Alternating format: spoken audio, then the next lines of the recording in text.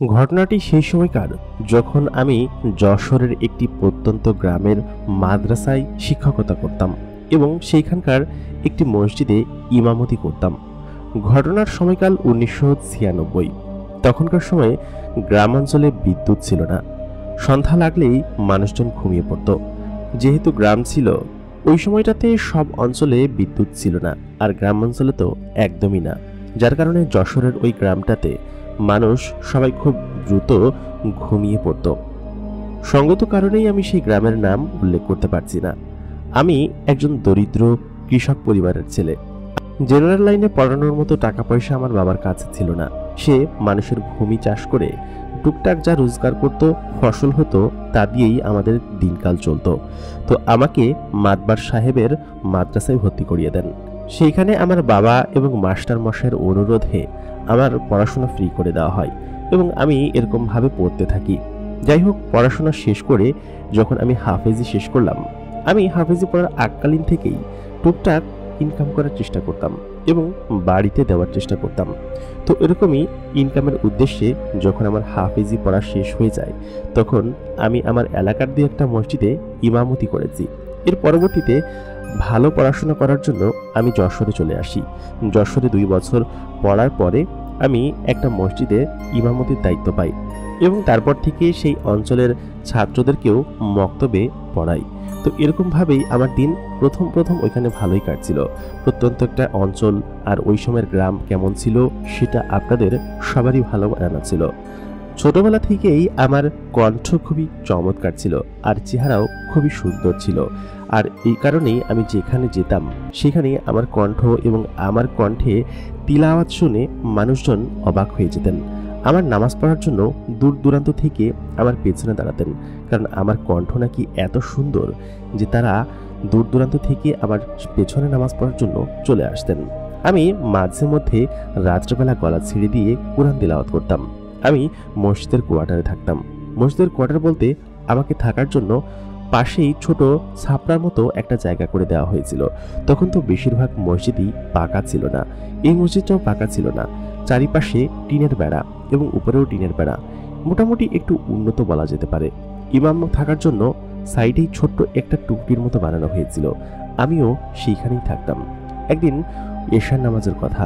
এশার নামাজে সাধারণত কোনো মুসল্লি হতো না, কারণ এশার নামাজের সময় কেউ আসতে যেত না ভয়ে। আর দ্বিতীয়ত হচ্ছে, এখানের মানুষজন, ওই যে বললাম, খুব তাড়াতাড়ি ঘুমিয়ে পড়তো, আর মুসল্লি বলতে খুব অল্প কয়েক মানুষজন ছিল। আমি দেখা যেত যে এশার নামাজ 4-5 জন, কোনোদিন 6-7 জন নিয়েও পড়েছি। তো যাই হোক, একদিনকের ঘটনা। সেদিন প্রায় 8:30টার মতো বাজে। এশার ওয়াক্ত ছিল হচ্ছে 8:15 বাজে। তো আমি ফজরের ফরজ নামাজ পড়িয়ে মাত্রই সালাম ফিরালাম। সালাম ফিরানোর সাথে সাথেই আমি লক্ষ্য করলাম জানালা বরাবর বাহিরে হারিকেনের আলোয় স্পষ্ট দেখা যাচ্ছে একটা কালো কুচকুচে বিড়াল আমার দিকে এক দৃষ্টিতে তাকিয়ে আছে এবং সে আমাকেই দেখছে। আমি বিড়াল ভেবে অগ্রাহ্য করলাম এবং পরের দিন ঠিক একই ঘটনা ঘটতে লাগলো। সাধারণত আমি দীর্ঘ সময় নিয়ে নামাজ পড়াতাম, এটা আমার অভ্যাস ছিল। এই কারণেই হয়তো মানুষজন আমাকে এত পছন্দ করতেন, আমার কণ্ঠ এত ভালোবাসতেন। বিশেষ করে জোহরের ওয়াক্তে পুরো মসজিদ ভরে যেত। এরকম সাধারণত হয় শুক্রবারে, কিন্তু জোহরের ওয়াক্ত পুরো মসজিদ ভরে যেত শুধুমাত্র আমার কণ্ঠের পেছনে নামাজ পড়ার জন্য। এর পরের দিন ঠিক ওই একই সময়ের ঘটনা। আমি প্রায় সূরা আর রহমান পুরোটা তিলাওয়াত করলাম এক নামাজে, 4 রাকাত ফরজ নামাজের মধ্যে। তো আমি যখন সালাম ফিরালাম, ডান দিকে যখন সালাম ফিরালাম এবং বাম দিকে যখন ফিরলাম, তখন দেখতে পেলাম সেই বিড়ালটা আবার আমার দিকে অগ্নি দৃষ্টি দিয়ে তাকিয়ে আছে। বিড়ালের চোখটা একদম নীল এবং জ্বলজ্বল করছে। আমি বিষয়টাকে বিড়াল এবং স্বাভাবিক ভেবে কোনো কিছু করলাম না। ওই দিন রাতের ঘটনা। নামাজ পড়ানো শেষ করে আমি বাড়িতে চলে গেলাম। মসজিদের পাশের যে ছাপড়াটা বানানো হয়েছিল আমার জন্য, ওইখানেই তো আমি থাকি, ওইখানে চলে গেলাম। আমাকে রাতের খাবার সন্ধ্যার আগেই দিয়ে দেওয়া হয়েছিল, কারণ আমাকে গ্রামবাসীরাই খাওয়ায়। আমি নিজে কোনো কিছু খাই না আর কি, বা নিজে রান্না করি না। গ্রামবাসীরাই একদিন আমাকে খাবার দিয়ে যায়। তো ওই দিন রাতে খাবারটা একটু দুপুর দিয়ে গিয়েছিল। তো খাবারটা হালকা একটু মানে নষ্ট হয়ে গিয়েছিল, যেহেতু ভালোই গরম পড়েছে আর হারিকেনের তেলটাও প্রায় ফুরিয়ে ফুরিয়ে আসছে। ভাবলাম যে আজকে তাড়াতাড়ি ঘুমিয়ে পড়বো, হারিকেন তেল আবার ভরতে হবে, তার থেকে বরং ঘুমিয়ে পড়ি। আমি খাবারটা খেতে গিয়ে দেখি খাবারটা নষ্ট হয়ে গিয়েছে। তো আর কি করার, এদিকে গরমও লাগছে প্রচুর পরিমাণে, ঘুমও আসছে না। তো আমি যেটা করলাম, হারিকেনের আলোটা হালকা একটু ডিম করে দিয়ে কোরআন তিলাওয়াত করতে শুরু করলাম। আমার তো সব মুখস্থ, সেহেতু কোরআন শরীফ দেখারও দরকার নেই। আমি এরকম করে গরম লাগলেই মাঝে মধ্যে কণ্ঠ ছেড়ে দিয়ে কোরআন শরীফ তিলাওয়াত করতাম এবং অনেক দূর পর্যন্ত আমার কণ্ঠ যেত। এবং মাঝে মধ্যে বাড়ির আশেপাশে মানে আমার ঘরের আশেপাশের মানুষজন বলতো, হুজুর আপনি রাত্রেবেলা কি সুন্দর করে কোরআন তিলাওয়াত করেন। সাধারণত প্রচণ্ড গরম থাকতো আর পাখা বেরোতে আর কতক্ষণ পারতাম আর কি, অনেক ব্যথা করতো হাত। তো যখন অতিষ্ঠ হয়েছিলাম তখন বাইরে চলে আসতাম। তো বাইরে এসে একটা পাটি পেতে সেখানে একটা বালিশ দিয়ে শুয়ে পড়লাম। তো মশা টশার কোনো সমস্যা ছিল না, ভালোই বাতাস। তো আমি বাইরে একটা মাচা পেতেছিলাম, সেই মাথার উপর পাটি দিয়ে আমি শুয়ে পড়লাম। খুবই মাঝে মধ্যে এখানে আমি ঘুমাই যখন প্রচণ্ড গরম থাকে। তো ওই দিনও আমি ওইখানে শুতে আসলাম এবং শোয়ার আগে আমি জোরে জোরে আমি সেই সূরা আর রহমান আমি কণ্ঠে মানে রেওয়াজ তুললাম, আর রহমানের তিলাওয়াত শুরু করলাম। তো কিছুক্ষণ তিলাওয়াত করার পরে আমি লক্ষ্য করলাম সেই বিড়ালটা, সেটা আসলে কোনো কালো বিড়াল না, দূর থেকে হয়তো কালো দেখা যাচ্ছিল, সেটা সাদা ধবধবে এবং গায়ে অনেক লোম এবং তার সেই নীলবর্ণ চোখ দুটো আমি দেখতে পাচ্ছিলাম। সে আমার দিকে এক দৃষ্টিতে তাকিয়ে আছে এবং মনে হচ্ছে যে সে আমার কাছে আসবে। তো আমি বিড়ালটাকে দেখে আদর করার জন্য কাছে ডেকে নিলাম এবং সেই বিড়ালটা আমি ধরলাম। তো ধরার পরে আমার কাছে তার শরীরটা বিড়ালের শরীরের মতো মনে হলো না, অনেক ওজন শরীর বিড়ালটার। এবং আমি কোরআন তিলাওয়াত থামিয়ে দিলাম এবং আমি তাকে ওই মাচার উপর রেখে আমি মাচার উপর উঠতে যাব, দেখলাম সেকেন্ডের মধ্যে সে সেখান থেকে গায়েব হয়ে গেল। আমি আসলে বুঝতে পারলাম না যে বিড়ালটা কোথায় চলে গেল এবং এই বিড়ালটা খুবই অদ্ভুত রকমের আচরণ করছে। এর 2 দিন পরের ঘটনা, আবারও একই কায়দায় আমি প্রচণ্ড গরম ছিল, তো গরমের কারণে আমি বাইরে এসে নামাজ পড়লাম। সাধারণত মধ্যরাতে ঘুম ভেঙে গেলে আমি ওই যে তাহাজ্জুদের নামাজটা পড়ি, তো ওই দিনও আমার মধ্যরাতে ঘুম ভেঙে গেল এবং বাইরে এসে আমি জোরে জোরে কোরআন তিলাওয়াত করছিলাম। তো এক পর্যায়ে আমি সেই বিড়ালটাকে আমার সামনে দেখতে পেলাম এবং সেই বিড়ালটা আজকে একটু ভিন্ন রূপে আমি দেখতে পেলাম। সেই বিড়ালটা আলোকিত হয়ে গেল আর কি, আকাশ থেকে একদম আলোকিত হয়ে আমার একদম সামনে নামলো। আমার সামনে নামার পরে আমি খানিকটা প্রথমে ভয় পেয়ে গিয়েছিলাম যে আকাশ থেকে এরকম আলোর মতো কি পড়ছে, কি আসছে। তো আমি দেখলাম সেই বিড়ালটা এবং খানিকক্ষণের মধ্যেই সেই বিড়ালটা একটা মানুষে পরিণত হয়ে গেল এবং আমার সামনে যে মানুষটা দাঁড়িয়ে আছে সেটা আসলে এত সুন্দর দেখতে, একটা মেয়ে মানুষ, লম্বা একদম কোমর পর্যন্ত চুল, তার গা দিয়ে যেন মানে আলোর ফোয়ারা বের হচ্ছে এবং তার শরীরে সাদা রঙের খুব চমৎকার একটা পোশাক পরা এবং তার চেহারা দেখলে যে কেউ তার প্রতি মানে মুগ্ধ হয়ে যাবে, এই পরিমাণ সুন্দর তার চেহারা। তো আমি প্রথমে হক চকিয়ে গেলাম। আমি তাকে জিজ্ঞেস করলাম যে আপনি কে? আমি প্রথমে ভেবেছিলাম হয়তো কোনো ভূত হবে, কারণ ওই সময় ভূতের প্রচলন খুব বেশি ছিল এবং এরকমভাবে ভূত মানুষকে মানুষের ঘাড় মটকাতো। তা আমি ভেবে আমি আয়াতুল কুরসি পড়তে লাগলাম এবং দোয়া দুরূদ পড়তে লাগলাম। কারণ হচ্ছে এত রাত্রেবেলা আর আশেপাশে জনমানব খুব একটা নেই, মসজিদ থেকে দূর দূরান্তে মানুষের বাড়ি। তো আমি কিঞ্চিত ভয় পেয়ে আমি পেছন দিকে সরে যেতে লাগলাম। পেছন দিকে ছিল পুকুর। তো আমি এক পর্যায়ে পুকুরের মানে একদম কিনারায় চলে আসলাম, মাথার কিনারায় চলে আসলাম। তো সেই মেয়েটা আমাকে তখন বলল, কিছু একটা ভাষায় আমাকে বলল, মানে তার মুখ দিয়ে কোনো একটা উচ্চারণ করলো, আমি বুঝতে পারলাম না আসলে। তো আমি তখন তাকে আবার জিজ্ঞেস করলাম যে আপনি কে আর আপনি কি চাচ্ছেন আমার কাছে, আমাকে ছেড়ে দিন, আমাকে যেতে দিন। আমি প্রাণপণে তার কাছে আকুতি মিনতি করছিলাম। তো তখন সেই মেয়েটা আমাকে বলল, মানে আমার ভাষাই বলল, এতক্ষণ কি বলছিল আমি বুঝতে পারিনি, আমার ভাষাই বলল, আপনি দয়া করে ভয় পাবেন না, আমি আপনার কোনো ক্ষতি করতে আসিনি। এই কথা শোনার পরে আমি খানিকটা স্বস্তি পেলাম, কারণ হচ্ছে যেহেতু মেয়েটা বলেছে যে আমি ভয়ের কোনো কারণ নেই, আমি খানিকটা স্বস্তি পেলাম। তবুও আমার কাছে প্রচণ্ড ভয় লাগছিল, কারণ একটা জিনিস আকাশ থেকে এসে পড়লো এবং সেটা একটা বিড়াল হয়ে গেল, সেই বিড়াল থেকে হঠাৎ করে মানুষের রূপ নিল আমি কিঞ্চিত ভয় পেয়ে গেলাম। তো এরপরে আমার মাথায় হঠাৎ করে খেললো যে সাধারণত আল্লাহ তাআলা তো আশরাফুল মাখলুকাত এবং জিন জাতিকে সৃষ্টি করেছেন। তো জিনেরা এরকম বিভিন্ন প্রাণীর রূপ ধারণ করতে পারে। তো এই মেয়েটা কোনো জিন নয় তো? তো পরক্ষণে আবার চিন্তা হলো যে জিন হলে তো কোনো ছেলে হবে বা এরকম কোনো কিছু হবে। তো এর পরবর্তীতে আমি মেয়েটাকে জিজ্ঞেস করলাম, আচ্ছা আপনি কে, আর আপনি এখানে আমার সামনে কেন এসেছেন এত রাত্রেবেলা, আপনার বাড়ি কোথায়? তো তখন সেই মেয়েটা বলল, আমার বাড়ি, মেয়েটা ইশারায় দেখিয়ে দিল ওইদিকে, দক্ষিণ দিকে আসমানের দিকে দেখিয়ে দিল, ওইদিকে আর কি। তো আমি তখন নিশ্চিত হয়ে গেলাম যে এই মেয়েটা নিশ্চিত রূপে কোনো জিন হবে বা জিনেদের মেয়ে রূপ যেগুলো আছে সেগুলো।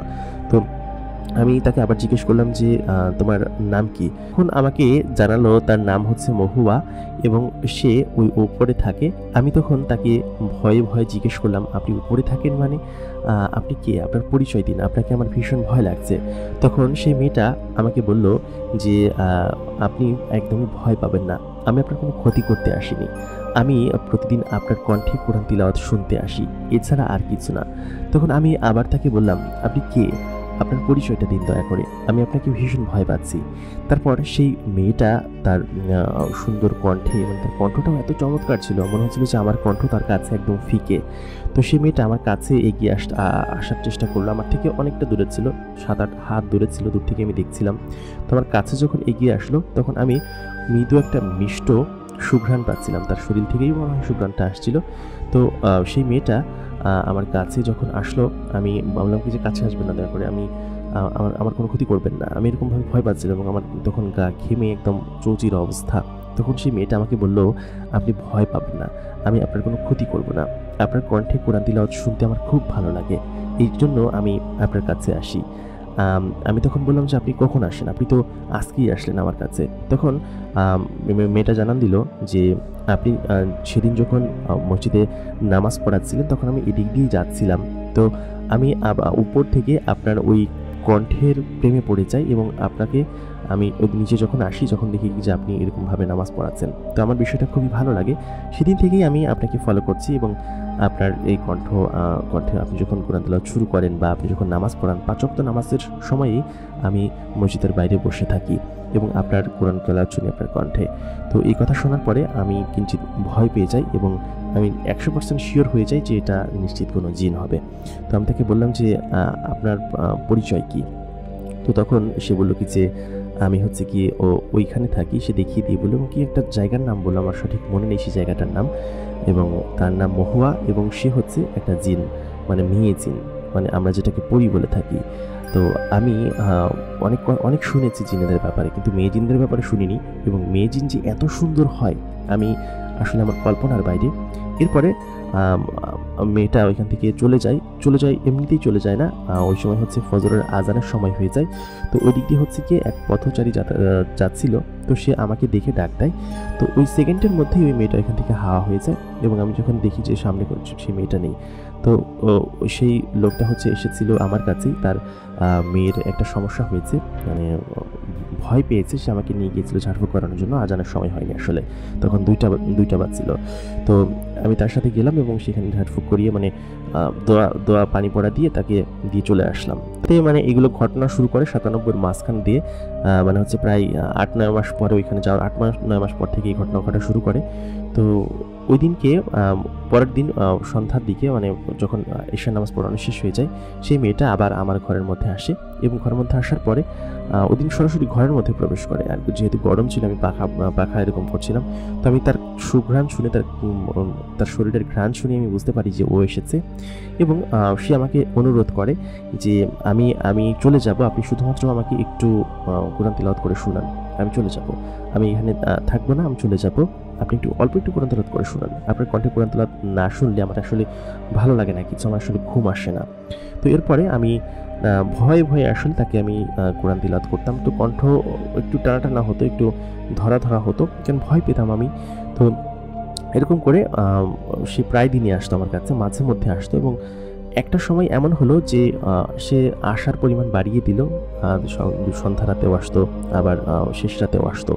দিনের বেলা আমি তাকে দেখতাম না, সন্ধ্যা রাতে আসতো এবং শেষ রাতে আসতো। এসে আমার কাছে সে কোরআন তিলাওয়াত শুনতো। তো এমতো পর্যায়ে একটু একটু করতে করতে, যেহেতু আমিও তখন যুবক ছিলাম, 22-23 বছর বয়স আমার, আর এর আগে কোনোদিন এরকম কোনো মেয়ের সাথে আমার এত কাছাকাছি আসা হয়নি। তারপরেও এত সুন্দর একটা মেয়ে, সবসময় আমার মনে হতো কোনো জমিদারের মেয়ে। তো তার আমি প্রেমে পড়ে গেলাম কোন সময়, আমি নিজেও বলতে পারবো না যে তার প্রেমে কখন আমি পড়ে গিয়েছি। মানে তাকে ছাড়া আমার কিছুই ভালো লাগতো না। তাকে আমার সবসময় অনুভব করতাম, আমি সারাদিন তাকে মিস করতাম যে কখন রাত্রেবেলা সে আসবে। তো সে রাত্রেবেলা আসতো, আমার পাশে বসতো, আমার সেই মাচালির পরে বসতাম আমরা দুজন। বসে আমি কোরআন তিলাওয়াত করতাম, সে আমার কোরআন তিলাওয়াত শুনতো, হাসতো, খিলখিল করে হাসতো। আমি কোনো একটা কথা বললে সে মুচকি হাসতো, আবার সে একটা কথা বললে আমি হাসতাম। তো এরকম করতে করতে আমি যে কখন তার প্রেমে পড়ে গিয়েছি আমি আসলে বলতে পারবো না। তো আমি তাকে বলবো কীভাবে, আমি সেটাই ভাবছিলাম। তো একদিনকার ঘটনা, সেই হচ্ছে গিয়ে আমাকে বলে যে, শরীফুল, আমি তোমাকে একটা কথা বলতে চাই। তুমি কিভাবে যে জিনিসটা নিবা আমি জানি না, তবে আমি তোমাকে আসলে পছন্দ করে ফেলেছি, আমি তোমাকে ভালোবেসে ফেলেছি। এই কথাটা জানানোর পরে আমি তো একদম খুশিতে আধখানা হয়ে উঠলাম। আমি বললাম কি যে, আমিও তোমাকে পছন্দ করি এবং আমিও তোমাকে ভালোবাসি। এই কথাটা অনেকদিন ধরে আমি তোমাকে জানাবো বলে ভাবছিলাম, কিন্তু আমি আসলে তোমাকে জানানোর সাহস পাইনি। এরপর প্রথমবারের মতো আমি তাকে শক্ত করে জড়িয়ে ধরি। তো আমাদের প্রেম এরকমভাবে চলতে থাকে, একটু একটু করে আস্তে আস্তে গভীর হতে থাকে, দিন গড়াতে থাকে। তো রাত্রেবেলা বেশিরভাগ দিনই ও হচ্ছে গিয়ে ওর ওইখান থেকে, ও যেখানে থাকতো সেখান থেকে আমার জন্য খাবার পাঠাতো। কারণ হচ্ছে গিয়ে অনেক দিন রাত্রেবেলা খাবার নষ্ট হয়ে যেত, যে বললাম যে গরমের কারণে, আর আমি এশার নামাজ না পড়িয়ে এসে খেতাম না। তো আমার রাত্রেবেলা একটু কষ্ট হতো, আমি বলতাম যে আমাকে একটু তাড়াতাড়ি খাবার দিয়ে যেতে, কিন্তু ওনারা দুপুরবেলা রান্না করতো, সেটা রাত্রে খেত, আর আমার তো গরম করার ব্যবস্থাও ছিল না। তো বেশিরভাগ দিন রাতের খাবার নষ্ট হয়ে যেত। তো ও রাত্রেবেলা প্রত্যেক দিন আমার জন্য খাবার নিয়ে আসতো। আমি সাধারণত ঈশার নামাজ পড়ে ওই খাবার থাকলে খেতাম, আর যদি নষ্ট হয়ে যেত তাহলে খেতাম না। তো আমি এক সময় বলে দিলাম যে আমাকে রাত্রে খাবার দেওয়ার দরকার নেই, আমি রাত্রে খাবার খাবো না আর কি, আমি ডায়েটে আছি, বা আমার ওজন বেড়ে গিয়েছিল ওইখানে যাওয়ার পরে। তো ওই কথা বলার পরে রাত্রে আমার জন্য খাবার পাঠাতো না আর কি। তো ও প্রত্যেকদিন আমার জন্য খাবার নিয়ে আসতো, সেই খাবারগুলো আমি নিয়ম করে খেতাম, এবং ও আমাকে খাইয়ে দিত। ওর কোলের পর শুয়ে আমি গল্প করতাম, ও আমার হাত টিপে দিত। তারপর ওর একটাই কথা ছিল যে, আমি তোমার কণ্ঠে শুধুমাত্র কোরআন তিলাওয়াত শুনবো, আর কিছু লাগবে না, তুমি যা বলবো আমি তাই করব, শুধুমাত্র আমাকে কোরআন তিলাওয়াত করে শোনাবা। কারণ আমার কণ্ঠ নাকি অনেক সুন্দর ছিল, যেহেতু অন্য সবাই বলতে, শুধু আমিও বলি যে আমার কণ্ঠ সুন্দর ছিল এবং আমার চেহারাও খুব সুন্দর ছিল। তো এরকম করে সময় গড়াতে থাকে। হঠাৎ করেই এক শুক্রবার থেকে মহুয়া আসা বন্ধ করে দেয়। আমাদের সম্পর্ক প্রায় 8 মাসের ছিল। 8 মাস সে এমন কোনো দিন নাই যে আমার কাছে আসেনি।